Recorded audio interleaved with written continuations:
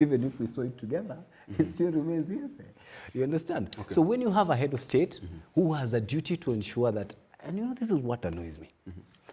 Presidents like these ones don't last long in countries where they have institutions that work. Okay. Because then you end up with a rogue president that wants to lead this country. What do you think about the budget for, because it's like there is a budget for, according to the president, there is always a budget to bribe judges. That is the worst statement that any national leader can make. And he's made some very serious accusations. But it wasn't the previous government. So So when when he makes such... where, you know, well, let me tell you, before the 2010 constitution, the members of parliament had three functions, which was to do representation, to do oversight, and legislation. But the 2010 constitution added another fourth function, which is called budgeting, isn't it? That's why we have a budget-making committee. And before they do that, they do something called a budget statement, which originates from parliament, right? From proposals from different state departments. That budget policy statement is a public document that even you and me and anybody else can access it. There is nowhere in that budget where corruption has been budgeted for. He probably has budgeted in his brains, you know, and it's very unfortunate. Because the president was in the previous government, was part of the previous regime. Yes. What if it is true? Because we have had ways through which we have institutionalized corruption. Some monies we cannot be really accounted for.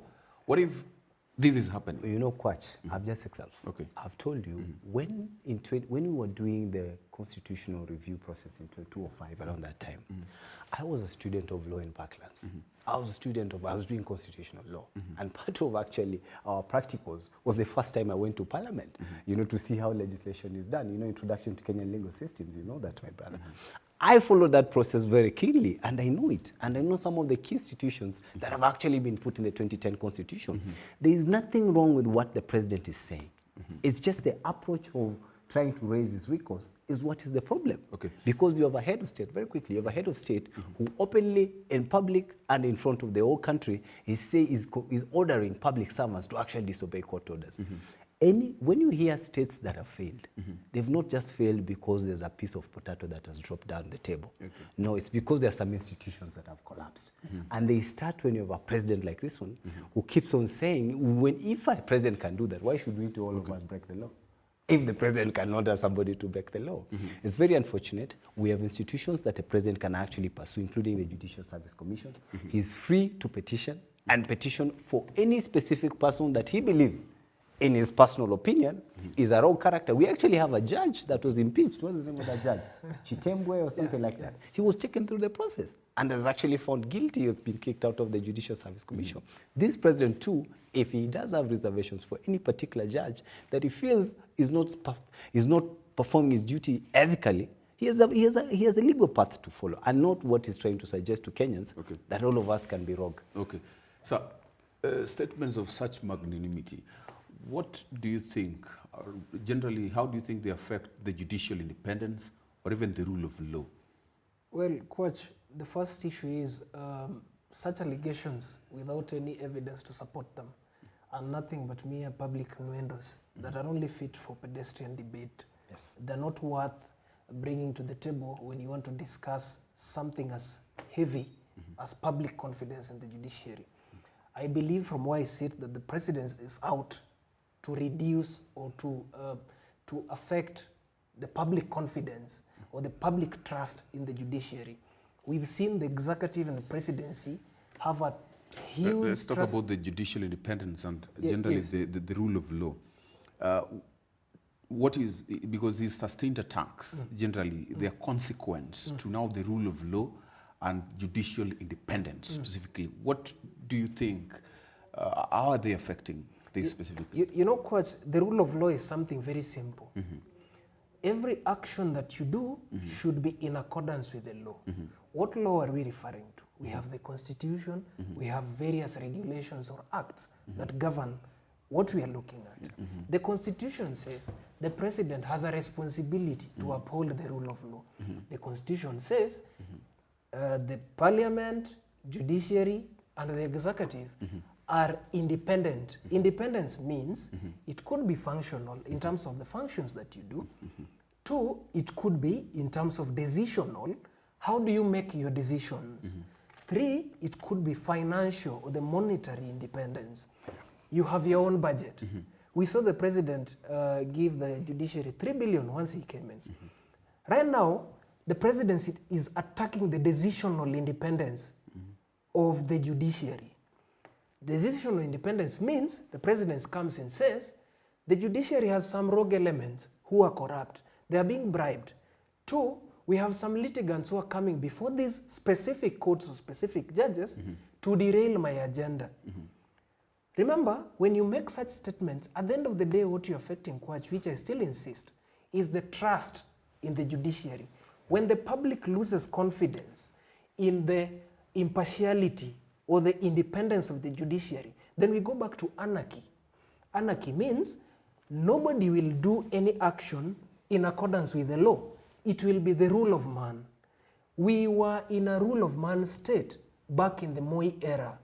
We saw the effects of that. We cannot go back. Right now, what the Constitution 2010 came to do is to remove us from that era and to bring in a state whereby a state officer has to do everything by the law, by the book. Because whatever powers they hold it in public trust. You understand? Okay. So whatever action the president has to do has to be in public confidence, in public trust. Let me take you back. This president was part of Jubilee 1 and 2. Okay. This president says that there was a budget for corruption. He was part of that government. What did he do? While there was that budget, the so-called budget to bribe the judiciary or some judges, why did BBI 1, 2, and 3 before the Supreme Court, why was it declared unconstitutional, null and void? And he celebrated. So was the judiciary good at that time? But right now when the judiciary comes in and says the Finance Act or this housing levy, or let's call it that tax, is unconstitutional for lack of public participation, now the judiciary is bad. You come in and say, oh, the government that I was part of did some unconstitutional things like failing to appoint 6 judges. But now, oh, let me appoint them, so now I'm good. Okay. But when this same judiciary makes some decisions against you, you say it's bad. Okay. Remember, public confidence has been so bad even on the executive. Did any other arm rise up and fight the executive as it is doing against the judiciary? This same president has appointed people with questionable integrity, questionable ethics. They are now cabinet secretaries. Okay. That was the lowest point in this country. Okay. The judiciary sat back and watched, and some organs like the ODPP were allegedly part of the institutions that withdrew some of the cases against these people. What happened? There was a public backlash. Now, Kwach, my final issue is this. Whenever we have things called public interest litigation, when people approach courts on matters affecting the states or rather public policy like the affordable housing scheme, they go under public interest cases. That is one of the direct ways through which they can conduct public participation. I hope that is very clear. One of the ways you can participate in public policy is through public interest litigation. When the legislature has been compromised, when you cannot go through the parliament, the best direct way is to go through the courts, because the courts are the last custodian of the rule of law. So when now the president attacks the courts which stand in for us as citizens, where else can we go to? We have nowhere to turn to. Okay. And that is the situation that we are in.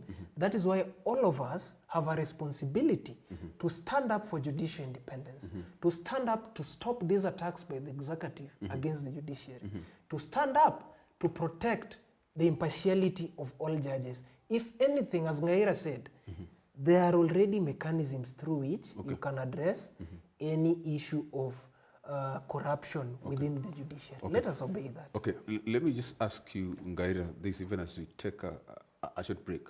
To what extent will now the president, after making such attacks, sustained attacks, to what extent should now the a sitting president be accountable for his remarks that maybe undermine another institution like the judiciary, which is quite important and, as he says, it plays a very critical role to the rule of law?